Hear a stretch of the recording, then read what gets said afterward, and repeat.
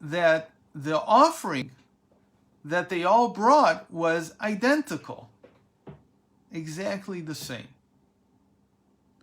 When you're inaugurating the temple, when you're inaugurating the altar, you would think that each tribe would bring something unique to itself. But they didn't do that. So I just want to impress on you how identical it was. We read this in the Torah in Parshas Naso, which we'll read in 11 weeks from now. 13 weeks from now. It's in the middle of the summer. And it's very tedious, to say the least. I mean, one could say that it's much worse than tedious. It's the longest parsha of the Torah, has 176 verses, out of which more than 120 are this repetition of these offerings, which are all the same. So that's even stranger that the Torah, again, think about how long it takes to write a Torah scroll.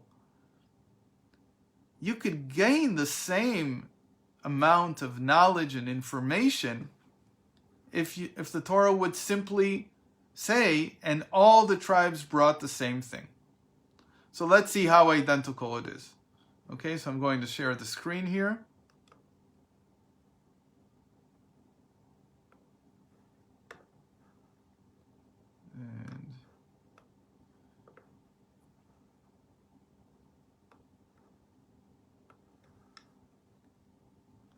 On the day that Moses finished setting up the tabernacle, I hope you can all see this properly, he anointed and consecrated it and all its furnishings, as well as the altar and its utensils.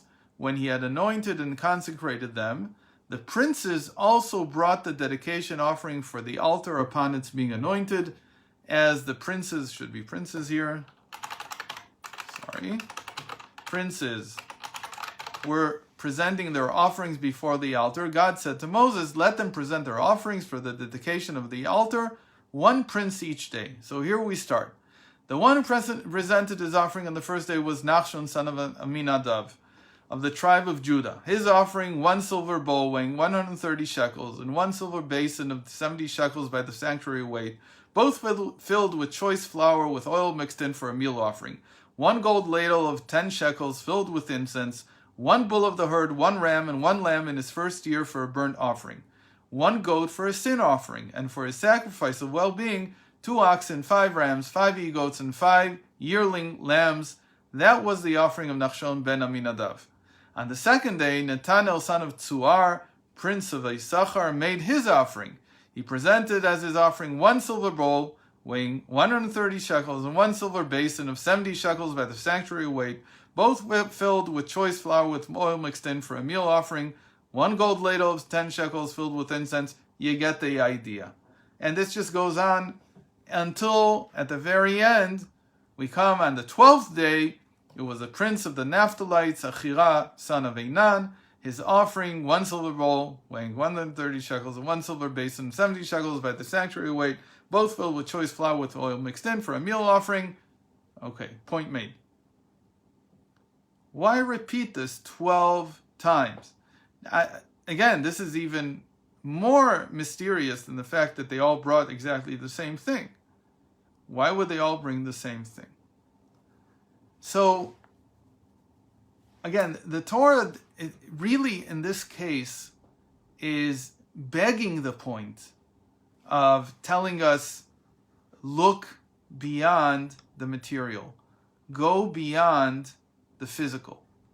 Don't just don't be satisfied with looking at the external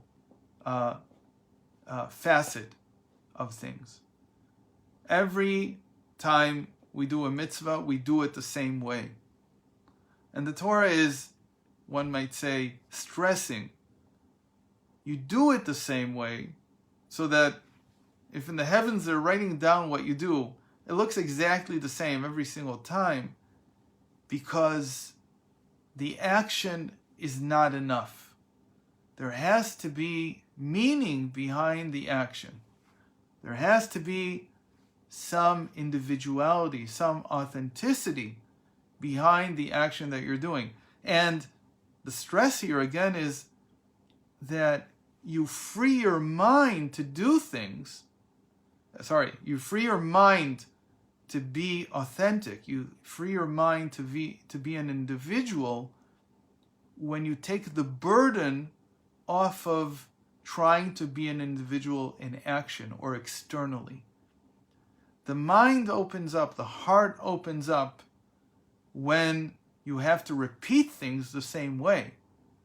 We might think that if there is variety, that's what's going to open our minds. But the truth is that it's much easier to open the mind when you're generic, when everything's the same. Now we know that it looks like whenever we see a uniform, for instance, we all think of the people in uniform as mindless, as not having an individual personality. But the story I began with was just to stress that it depends what your point is. If the person in a uniform is just obeying orders, so even the intent is taken away from them. But when a person does a mitzvah, when a person does a commandment, the point that the Torah is trying to make is the opposite. That you shouldn't do it out of a generic feeling. You should search for what your authentic feeling is in relation to this act, which you may have done 100,000 times before, and everybody does pretty much the same. It forces you to search your heart and your mind for what this means to you. And the way we'll say this before we get deeper into this is that there's the light and the vessel of each commandment. There's the light and the vessel of every facet of life, not just of commandments. The clothing we wear is the vessel. The person that we are is the light. The way that we act might be the same. Everybody who drives a car drives it the same way. There's no, I've never seen somebody sit in the driver's seat with his tuchus on the steering wheel. Doesn't work. I don't know if anybody's tried it, but it doesn't work.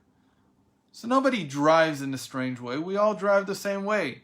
We sit down in the driver's seat the way we should, and we hold the steering wheel, and we move the pedals with our right foot. I don't know. I've never met anybody who did it with their left foot. It might exist, but I don't think it really works. Maybe if you have a stick shift. In any case, we do things the same way, but what we're looking for in life is the value that's added from our humanity, from our being different in our minds. And pretty much all the bodies are the same. But what's different and where we are different is in the mind. And the argument here, as we'll see in a moment, is that doing things the same way as everybody else is actually liberating for the mind. It actually takes weight and trouble off of the mind, freeing it to really think about what this means to me. Okay, so let's look a little bit at how the Torah does this. So to see this, we're going to switch to a different screen. Probably because I have too many screens here, so I have to search for stuff. Okay, here it is.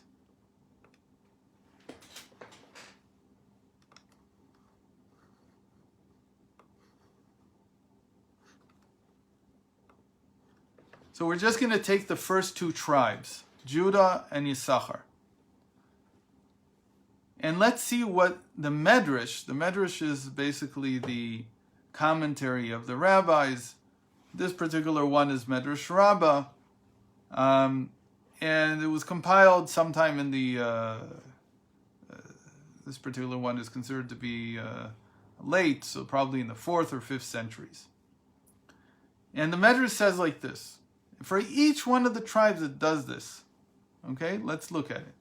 1 silver bowl. You remember there was a 1 silver bowl. Judah, when he brings this sacrifice, which is the same, this offering, which is the same for all of them, when he brings the one silver bowl, it says he's thinking of the sea. Why? Because the seas are like a bowl. Okay, that's an interesting idea. The sea is like a bowl. Which sea is like a bowl? So you might say that, the seas on planet Earth are like a bowl. That might not necessarily be the case. He may be talking about something else. But he says like this: the sea, the Judean kings rule over the seas like Solomon. Judah is the tribe of the kings. So he's thinking about kingdom. He's thinking about sovereignty. He's thinking about kingship. Seas in Hebrew, yamim, is equal in gematria to 100. And the sea made by Solomon in the temple, when he built the temple, he made a sea. The sea was basically a huge swimming pool made out of copper. They didn't swim in it. They used it for water for the basin from which they washed their hands. But that's one opinion. There are other opinions that it wasn't used for anything. It was just for show. It was just a beautiful item there. And the sea made by Solomon was 30 cubits in circumference, meaning it's like a round swimming pool. Think of a huge thing. 30 cubits is about 15 meters in circumference. So how did he get to the number 130 shekels? That this thing weighs, the bowl that he brought was 130 shekels. It's 100, the value of the word seas in Hebrew, and the circumference of Solomon's sea. Then you come to the one silver basin. I brought a picture here of a basin so that you would see what it looks like.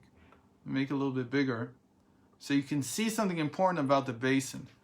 This basin, which is basically a glorified cup made out of silver, was used in the temple to take the blood from a slaughtered animal. The blood was then transported by the priest to the altar, and it was sprinkled on the edges of the altar.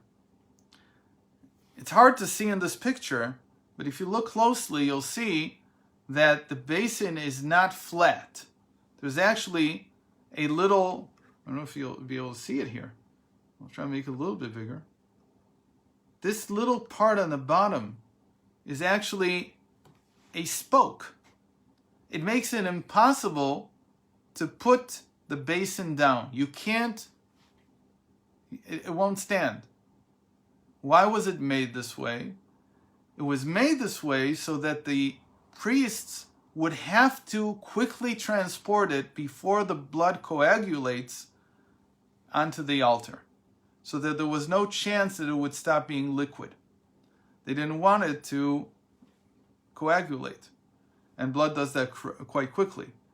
So the priests, when there was a lot of sacrifices, one of the things that they would do is they would stand in a line and they would pass it from one to the other, very, very quickly, not spilling a drop. So, says the Medrash, this silver basin this word basin means throwing from one person to the next. So they would transport it from one to the next. It was a very quick line that moved the basins from one to the other until it reached the altar. So the globe, meaning the earth, is shaped like a ball. This shouldn't be very surprising. Everybody in the ancient world knew the world was round. Nobody thought it was flat. It's a common misconception. From around the 3rd century BCE, most of the civilized world knew by a lot of different proofs that the earth was a globe. There was a circle. It was a ball. So the globe is shaped like a ball, which is thrown from one person to another. So that's what Judah, says the Medrash, had in mind when he brought the silver basin. Now, why was it made out of 70 shekels? For Judah, this meant that the kings ruled over 70 nations. Solomon ruled over 70 nations. The Mashiach will rule over 70 nations. That's what he has in his mind. So the bowl that we saw above represents the seas, and the silver basin represents the lands. That's what's in Judah's mind. Think about this. It's like a one-track mind. We're going to see that everything that he sees everything that he brings, he's going to interpret as relating to sovereignty, as relating in some way to monarchy. It was filled, these two were filled with choice flour, like the tributes brought by the nations to Solomon. That's what he thinks of. With oil mixed in, because a good name is better than good oil, says the Mishnah, and the king's good name was famous throughout the world. 1 gold ladle of 10 shekels, 10 generations from Peretz to David. This is the lineage of the tribe of Judah. And the king's good name was famous, who were all like one hand. The word ladle in Hebrew is the word kaf, which means hand. So they were all like one hand. And filled with incense. This was filled with incense. They all gave off a good fragrance, all these kings, all these generations, from their actions. Actions give off a scent. 1 bull of the herd, Abraham. 1 ram, Isaac. He's thinking of his lineage. Where did he become a king from? Because he was the son of Abraham, Isaac, and Jacob. 1 goat for a sin offering for Judah, who brought Joseph's coat that was colored with the blood of a goat. It's very interesting. Now he says, how can I be a king if I can't take care of my own brother? So he has to bring a sin offering for Judah, his ancestor, who took Joseph's coat and he dipped it in the blood of a goat, and therefore fooling, as it were, Jacob, telling him that Joseph was killed by a wild animal. And for his sacrifice of well-being, wholeness, 2 oxen. These are David and Solomon, who are both righteous. Righteous here means, as we'll see in a moment, that they killed their evil inclination, which is likened to an ox. And 5 rams, 5 he-goats, 5 yearling lambs, 15 kings from Rechavan to Tzidkiyahu. Some were righteous, some were intermediates, and some were wicked. So these are the 5 times 3 here. So again, Judah brings what everybody else brings, and he interprets everything based on kingdom, on sovereignty. What is our life about? What's each of your life? What is it about? What this is saying is that the meaningful things that you do in life, you should always look for how they relate to your purpose.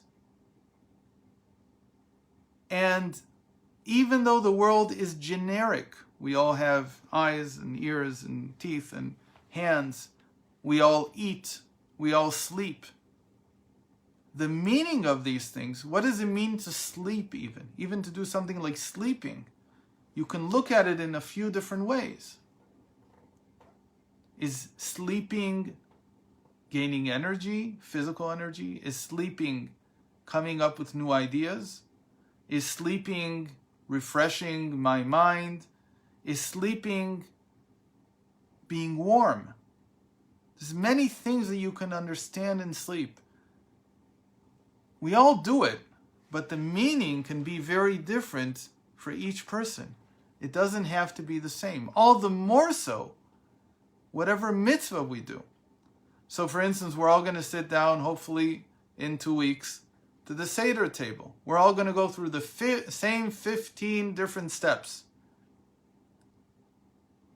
Which reminds me of last week, or 2 weeks ago, we could have talked about, instead of 12 steps, we could have talked about 15 steps. But those same 15 steps can mean very different things for different people. There's nothing wrong with taking those same 15 steps. You can talk about freedom. You could talk about something else. They can all be taken and used to advance whatever my mind is into, whatever my life is about. Here's another one-track mind, Yisachar. Yisachar, the tribe of Yisachar, were the Torah scholars. So when he brings the same offering, he interprets everything based on Torah. How? The 1 silver bowl, the Torah, is likened to showbread, which had bowls. That doesn't sound very connected. But the reason that the Medrash is bringing this is to tell us it's okay to reach. It's okay if it doesn't fit 100%. To develop your individual take on things, you have to be willing to stretch. You have to be willing to stretch reality. You don't necessarily have to change it. You just have to be willing to interpret it differently, and sometimes in a way that might not seem very intuitive. You have to think about it for a while. Not everything makes sense right away. 130. Look at, here's a Torah scholar. How does he do it? So in the end, he's going to do 104 plus 26. Where does he get the 104? The 104 he gets in two different ways. One way is 24 books of the written Torah, the Bible, plus 80, which is the value of the first and last letters of the Mishnah, which are mem. So 2 mems is equal to 80 together. So 80 for the oral Torah and 24 for the written Torah. And the Torah is made out of the written and the oral Torahs. Together 104. And then what's the 26? That the oral and written Torahs were both given in the 26th generation of mankind. Moses was the 26th generation from Adam. Another way is that the first letters, the initial letters of each part of the Mishnah, there are 6 orders to the Mishnah, they're Mem, Yud, Chet, Aleph, Kaf, Aleph, together they're equal to 104 also. So there's 2 different ways to get to 104 plus 26. That's the 130. You got to work. It doesn't come easy. If you want to connect the number 130 to Torah, you're going to have to work. And he does the work. What about the 1 silver basin? So Torah is likened to wine, which is drunk in a basin. 1, why is it 1? Why does it say 1? We know it's 1, even if you don't tell us. So 1, because all Torah must be 1, all from Moses, the written and the oral. And why silver? Because words of Torah are likened to silver. Again, he sees Torah in everything that he looks at. 70 facets of Torah interpretation. That's why it's 70 shekels the weight. Right? Because the Torah has 70 faces, as it's called. There are 70 different ways to interpret anything. And then we have the filled with choice flour. Both Bible and Mishnah are full of choice words. The words are likened to flour. But you need to add oil mixed in. Oil represents good deeds always, which make it stick. Otherwise, the words of Torah don't stick. If you just learn Torah and you don't act upon those words, then it doesn't gel. It doesn't become something solid. It doesn't stick to you either. It becomes something that is just, as they say, Luftgeschäft. It's just air. It's too airy. 1 gold ladle of 10 shekels. Well, the 10 right away, right? 10 commandments. Why is it 1 gold ladle? Because the tablets of the covenant with the 10 commandments were written by God's hand. And we already saw that the word hand, kaf, is the same as the word ladle. And then filled with incense. And here he works hard again. Incense in Hebrew is ketoret. Kuf tet reish taf. And that equals 613 if you substitute the kuf with a dalet. That's called the atbash substitution. The 4th letter from the beginning of the alphabet with the 4th letter from the end. The 4th letter from the end is kuf, and the 4th letter from the beginning is dalet. And then if you write dalet tet reish taf, that's equal to 613, the number of commandments in the Torah. 1 bull of the herd, 1 ram, 1 lamb in the first year. Those are the Kohanim, the Levites, and Israel. The 3 parts of the nation that all received the Torah at Mount Sinai. Who's the 1 goat for a sin offering? Amazing. These are the converts who are equal, says the Medrash, to all 3 parts of the Jewish people. And then, for his sacrifice of well-being, 2 oxen. These are the written and oral Torahs, which both require sacrificing one's inclination, the animal soul, which is likened to an oxen. And finally, 5 rams, 5 he-goats, 5 yearling lambs. This is too hard for me to get into. There's 6 verses in Psalms that have 5 words each, and they describe the 6 orders of Mishnah. So we won't get into how that works and why 30 words instead of 15, but that's how we did it. So we have this other person, Yisachar, the other tribe, and what interests them, sorry, I'm going to stop the sharing. At least I'll try. So what interests Yisachar is Torah. So everything is painted with Torah. Everything becomes a symbol for something in Torah. A lot of times when we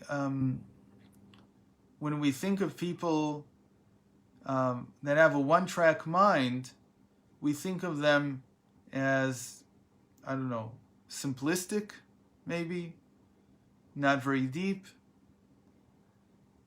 But what we're trying to see, and what I hope you're seeing here, is that there's another approach to this, which is that when you understand what you want from yourself, when you understand what your focus in life is, the Torah encourages us to find it everywhere, to see it everywhere.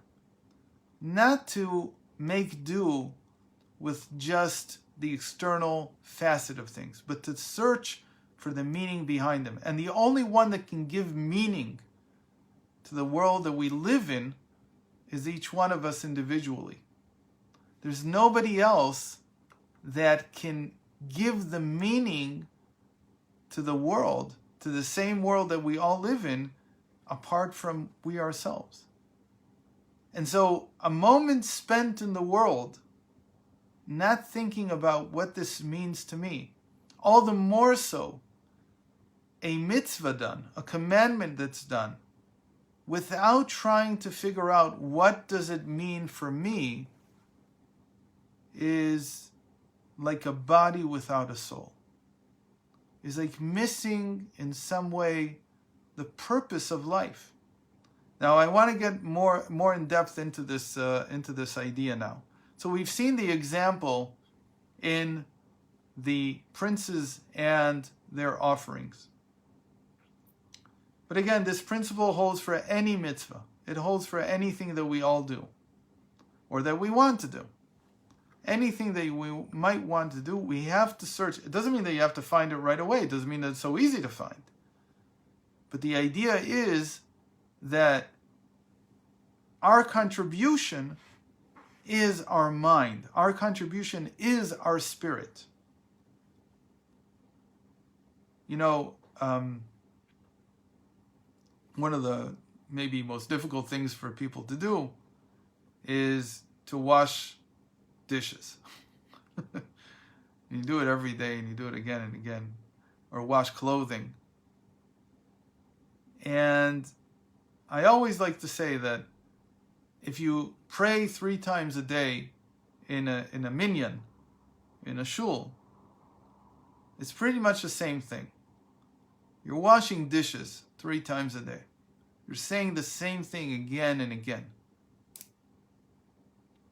And people get frustrated with it, meaning it becomes very rote and becomes very difficult to feel alive when you're doing it. And I would say that that's our stress test. Most of the mitzvahs that we do, we don't have to do so repetitively. Most of the chores around the house we don't do as repetitively as cleaning. But the test of whether we're willing to work hard at finding meaning in life is in these repetitive actions. And if you can do it in shul, you can do it washing dishes. I'll give you an example. And this never fails to work for me. Never. I haven't had, since I understood this, I don't think there's been one time that this hasn't worked. I'll start with something easy. When you take a shower, Where does your mind go? When you take a shower, it's the most repetitive thing in the world. It's like washing dishes, except instead of washing dishes, you're washing yourself. Where does your mind go? If you let your mind wander when you're taking a shower, most people find, I certainly find this, that the best ideas I have come from that time under the water. The most insightful ideas I've ever had have happened in the shower. And I have a problem because in the shower I think a lot of Torah. I can't. So I have to think of other things. It's a little bit difficult. But when your mind wanders, it wanders. You can't help it. And these incredible insights come. The truth is that when you're washing dishes, you can let the same thing happen. It's very easy to look at washing dishes or doing laundry as a chance to use the repetition to let the mind wander, to let the mind express itself and find new insight into who I am and what I am, which is very actually hard to do if I'm reading a book. Books give me ideas, but they come from the book. When I'm taking a shower or washing dishes, the ideas are coming from the soul itself. And it's an amazing experience. I can't tell you that I'm a volunteer at home, but I have my list of things that I have to do. And one of the things that I have to do, because I chose it, is to wash dishes.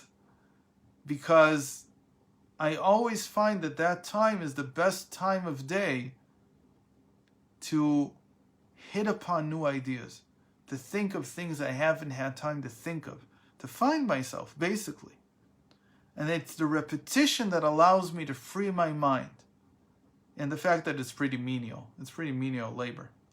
So, the truth is that when you daven, when you pray, it's the same way. If you know the prayers by heart, and you pray, it's almost impossible not to have your mind wander. It's okay. There's nothing wrong with it as long as you stop saying the prayers and then you come back when you catch yourself. There's no reason not to. In fact, in previous generations, it was very common for people when they prayed to talk to God outside of the prayer, meaning they didn't say the words in the siddur, in the prayer book, but rather they said whatever came to mind.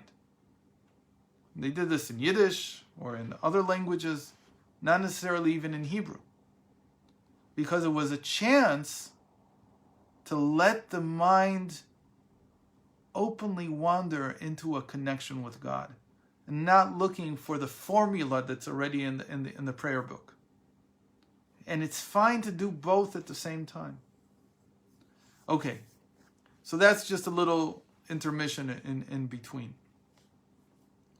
What I want to finish with is that we might ask, which is better? Which is more important? Why did God make it so that the physical world is pretty repetitive? Why is there not more variety in the physical? There's something very interesting that comes out of the princes and their offerings that we just read. The reason I brought it again is because this is exactly the time of year when it happened. Meaning it happened from the first day of Nisan until the 12th day of Nisan. But it's much more than that. It's actually that we recite these offerings one each day of the first days of Nisan. So today we recited the offering of Yisachar, of Netanel ben Tzuar, the prince of Yisachar. We recited it. At the end of reciting the verses, we say a short prayer. And the short prayer says like this. We pray to God that if I am your servant from the tribe of Yisachar, nobody really knows which tribe they're from. The only ones who know are the Kohanim and the Levites. They know they're from the tribe of Levi. But the rest of the Jews don't know. It's a common misconception that everybody's from Judah. It's not true. We're from all 12 tribes. The reason this is a misconception is because there's a thinking that the 10 tribes of the northern kingdom were exiled, and that the only ones that were left were Judah and Benjamin.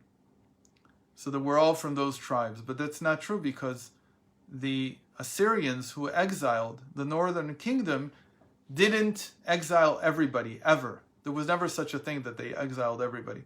There was always leftovers. And those leftovers, those that were left behind in the land of Israel, joined Judah at the behest of Jeremiah the prophet. He brought them to be one nation with Judah, because remember, the kingdoms were split over an argument. And so the northern kingdom made its own temple, as it were, and the southern kingdom, Judah, had the temple in Jerusalem. But once the northern kingdom was mostly exiled, those remaining in the land of Israel joined the southern kingdom. They joined Judah, and they, for 100 years, were one people again. It's not commonly known, but that's what happened. So we're really from all the tribes, not just from Judah. So we say in this prayer, if I am your servant God from the tribe, today we said, of Yisachar, then may you open all the intention from that tribe in my mind, in my life. And the Torah that I learn and the mitzvahs that I do, they should be filled with those intentions that have to do with that tribe. Now the question becomes, how can you say this every day? More importantly, how can the priests and Levites among us who do know that they're from the tribe of Levi, how can they say this? They say the same thing. The answer is that when the actions are the same, they create what we call inter-inclusion. They allow us to unify, to unite with one another. There is a reason for the fact that we're not just a mind, we're also a body. There is a reason for the fact that our bodies function the same way. That the physical world is the same for all of us, that the commandments are the same for all of us, because that's what allows unity. It allows us to connect with one another. Finding that the physical is common, that it's a common denominator, allows people to understand that even though we have different ideas, different opinions, different feelings, different beliefs even, in Judaism there's no dogma. If you want to believe that the most important mitzvah in the Torah is putting tefillin on, Zagazund, it's beautiful. You can believe in that. There's no problem with that. If you want to believe that the most important mitzvah in the Torah is to light Shabbos candles, you can believe in that. There's nothing to prevent that. Because we're not dogmatic. We know that different people have different needs to build their psychological makeup, to become healthy individuals. So we're not dogmatic. If you want to think that everything is deterministic in the world, I can show you 5 different sages who say that. If you want to believe that everything is free will, I can show you even more than 5 who say that. The truth is it's both. But it doesn't matter. Because in terms of our spirit, we're different. But in terms of our body, in terms of our physical makeup, in terms of our physical actions, we're very similar. And the reason for that is because the physical has the ability to unite us. Whereas if we were just the mind, if we were just our emotions, it would be every person living on a separate island. By the way, that's exactly what happens when the body finishes its journey and the soul departs. When the soul departs and we go back to the world of souls, there's no connection anymore. The connections are very limited. When Rabbi Shimon Bar Yochai left this world, he said, "The world that I'm leaving is like a wedding." What did he mean? Why is it like a wedding? Because in a wedding you go to meet people, and you go to dance together, and you go to be together. And most importantly, you come to wed two people together. They become one. He says the world this world, this physical reality into which the soul has been placed,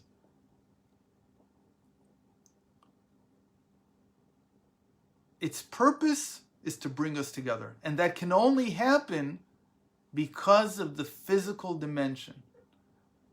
Without the physical dimension being similar for everybody, for creating a common denominator that everybody feels a part of, there can't be true unity between the souls.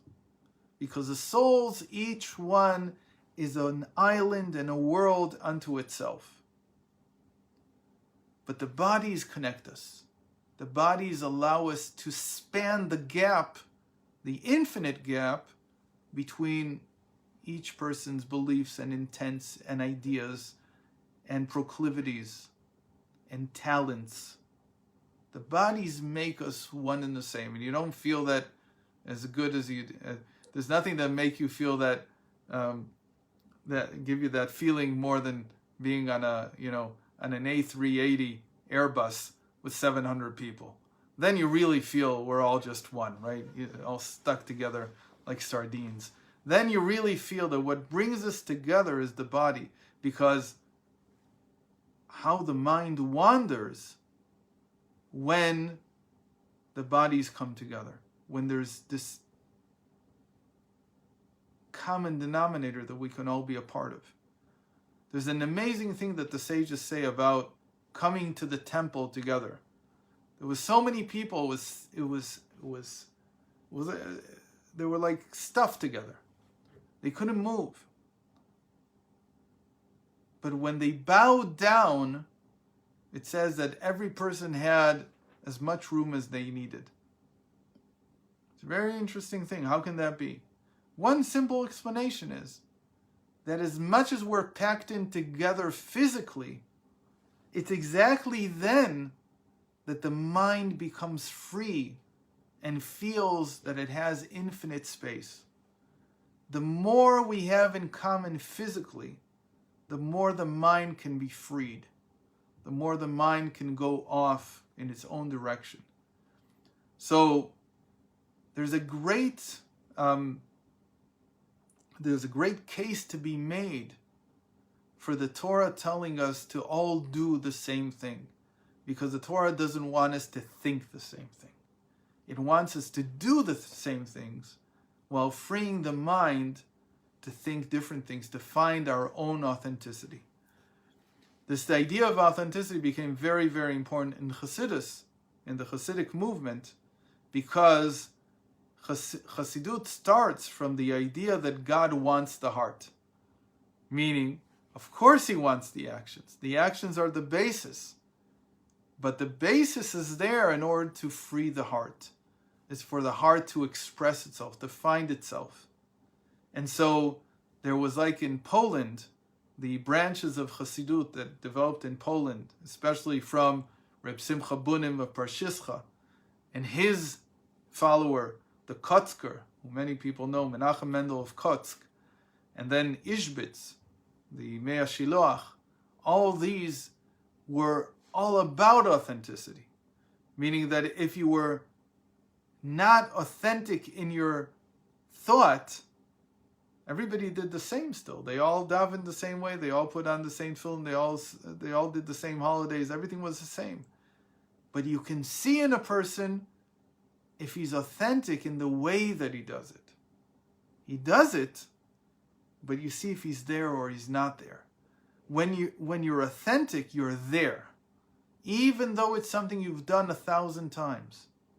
Authenticity means that you can find your personality, your special contribution, not only in spite of the physical being the same, the actions being uniform, but because they're uniform. So I hope that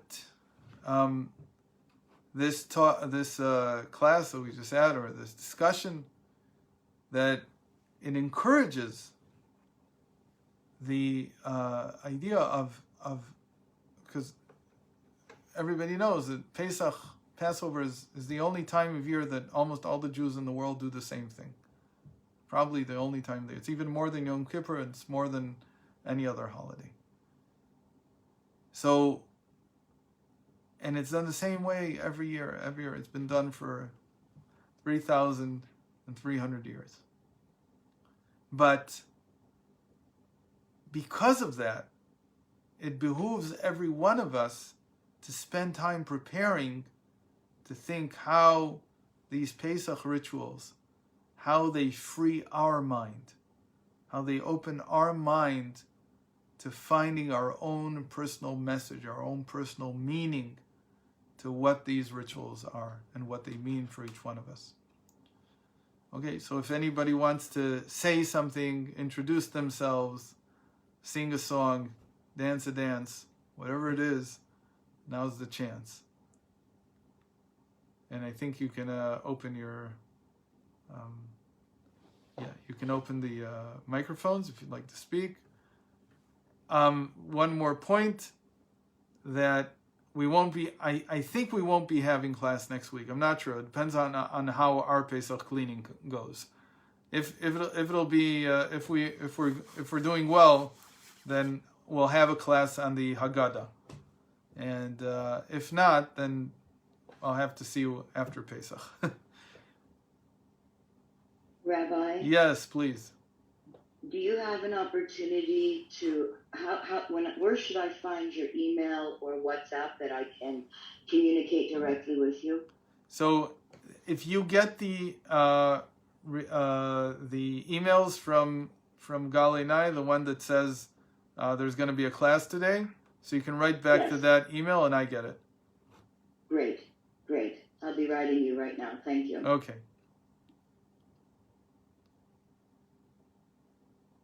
So, is it okay if I ask people names that I don't know? Yisrael B, would you open your camera if you're willing to, and tell us who you are, where you're from? You don't have to play the game, but if you do, it'd be nice. Menucha, DL, who I don't know. Philippa, Chana Rachel, hello. LT. And Susan's been showing her face the whole time. So if anybody wants to... Shalom, Reb Moshe. Hello, Yisrael. Can we see? Zeh Yisrael, bli atzilum, רק הכל, סליחה. Okay. Where are you from? I'm from Los Angeles, California, and getting a lot of learning from you. I very much appreciate Galei Nai and brachot for the whole Psevet, and thank you so much for making this accessible. And I have a question for you. Sure. Actually. So we have a Masoret in my family. My family comes from Eastern Europe and Hungary and Romania today. So my father, bless him, gave us the Masoret. I'm Ben Mordechai. Mm-hmm. He gave the Masoret that word Binyamini. Okay. And on mother's side, she's a Bat Kohen.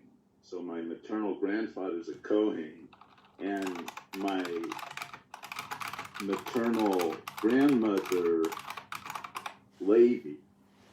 So I appreciated what you said. My question, though, is more personal. Thank you for allowing that explanation. So Binyamin, the relationship between Binyamin and Yehuda, to me, is fascinating. David and Yonatan, that relationship, and so what is with Binyamin today? And I know there's the four cities of it's in Yehoshua where abyssal karka is given from Shevet Binyamin, shared with the Leviim when Shlomo HaMelech comes to Givon. Mm-hmm. So and I know there's a Moetzet Binyamin, and Right. so that's there's a question in there somewhere. Okay. So regarding yes. So Benjamin was protected by Judah also when they went down to Egypt. And one of the things that happened was when the altar was built, so the altar was, as opposed to the rest of the temple, the altar was in the territory of Benjamin. And Judah was constantly, it says in the Talmud that Judah was constantly trying to swallow that little parcel of land that the altar was built on. They were trying to, because Jerusalem is in Judah's territory. So Judah is constantly not just protecting, but also trying to swallow up. He's also trying to make Benjamin part of him, his own tribe, as it were.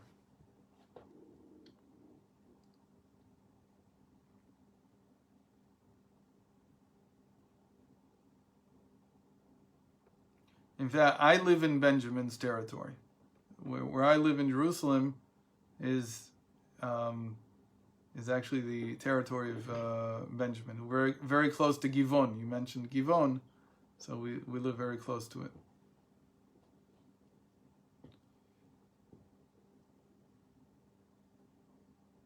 Anyone else?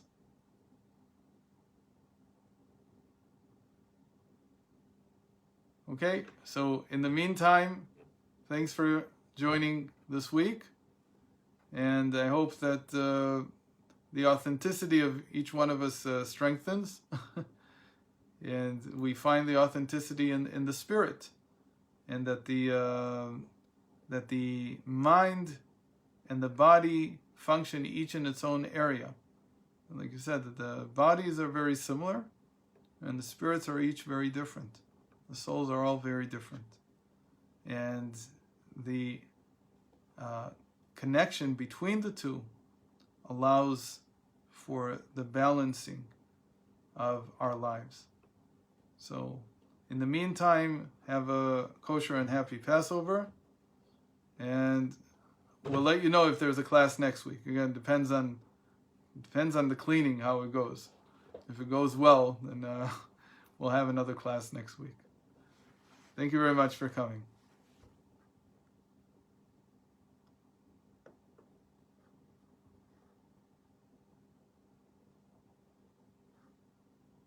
Hanaracho, good to see you.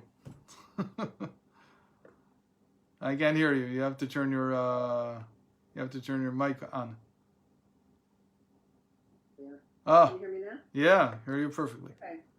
So, from the place of the souls being different, in the Yechida, they're the same, aren't they? I would say that in the Yechida, that's where they connect even in the spiritual. In sort of sense that the Yechida is a reflection of how they connect in the physical. The Yechida is like the level we're trying to attain where the spiritual will reflect the physical. So just as a physical, there's an ability to connect, to become one, so in the spiritual, we're waiting to reach that level. We're not at that level yet. We're not there yet? Isn't the Yechida like where we are connected into Hashem in oneness? No, Yechida is like how we're one with one another. It's like the soul of Mashiach, how we become one with one another. So that's the Yechida, but there's higher than that? Okay, there's the essence, right? The essence of the soul itself is always one with God. And what is that called? Etzem Haneshama. What's that called? Etzem Haneshama. Etzem HaNeshama is higher than Yechida. Right. The Rebbe talks about all 6 levels. In the one thing he ever wrote, which was fully his, Kuntras, the Rebbe wrote one thing in his life, like that we have published. It's called the Kuntras of Inyana Shel Torahs HaChasidus. And there he discusses all 6 levels. And he makes a big deal out of the Etzem and Neshama. Right? So for us, the 5th level is really something that we're trying to attain. So when we say that we bring out the spark of Mashiach in each of us, what we're saying is that when you have the spark of Mashiach, you connect to every other soul. Because that's where they connect. The Yechida is the spark of the Moshe that's within us. No, Moshe is the Chaya. Moshe is the Chaya. Right. Wow. How come I didn't know this? Okay. Where have I been? Okay. Moshe is learning Torah. When you learn Torah, that's actually the mimer I'm teaching now in the mornings is about this. So he mentions, the Alter Rebbe mentions, that when you learn Torah, especially when you learn without any feeling of self, when you have a lot of self-nullification, you open up your chaya. It's called the mazla. Then it's opened up. And that's the level of Torah, that's the level of Moshe Rabbeinu in each person. But the Mashiach is the level of the Yechida. It's a social issue. It's not a Torah issue. That's why the Rebbe's focus wasn't on Torah. The Rebbe's focus was on social issues. Right? Chassidus in general is a social movement. I think that's the only thing that we agree with the academic world. Right? The one who first said this was Dubnov. He was a historian from the 19th century. So he claimed that Chassidus wasn't a religious movement; it was a social movement, and that makes a lot of sense. It's not to say that it's not a religious movement; of course it is, but the goal was always Ahavas Yisrael. The goal was always to connect to all the Jews, and then eventually, like Rav Yitzchak says today, to the entire world. It's to change the way people see one another. So when we're teaching Torah, like teaching Parsha, our aim is? Our aim is to connect to Moshe Rabbeinu. To connect the Moshe Rabbeinu. And to connect them to Moshe Rabbeinu? To connect them to Mashiach? Because every person has a Moshe Rabbeinu inside. It's to open that up. And then when you give tzedakah or you just any kind of social action that you do, you're connecting to Mashiach. That's why usually the Rebbe would say, who knows if this coin that's now being dropped into the pushka is not the last act that's needed in order to bring Mashiach. I don't know for sure, but I don't think he said that about if somebody would learn another blot of Gemara. I don't think he ever said. It could be, but it's not the same. It doesn't have the same color to it. It's not as social. And the Atmas we don't have to work with because it just is. Right, it always is. It always is. Right. Wow. Great. Hey, Shuklayach, that was amazingly helpful. Thank you. Hashem. Should it be easy preparations? I should mention the segula that the Rav taught. Rav Ginsburg taught a very interesting segula. Segula is like a charm for how to go through Pesach cleaning without any tension. How to make it all easy. So the trick is always to do the end at the beginning. So most people at the end of the Seder, they sing these songs. Echad mi yodea, who knows one. So before you begin Pesach cleaning, just sit down and sing the song. And imagine that you're already finished. Now when you're finished, it all becomes much, much easier. Oh, yeah. Okay. Thank you so much. So, hope to see you. I hope that I'll be so calm next week that I'll be able to give another shir. Yeah, I'll start singing now. Okay. Good night and good afternoon. All the best.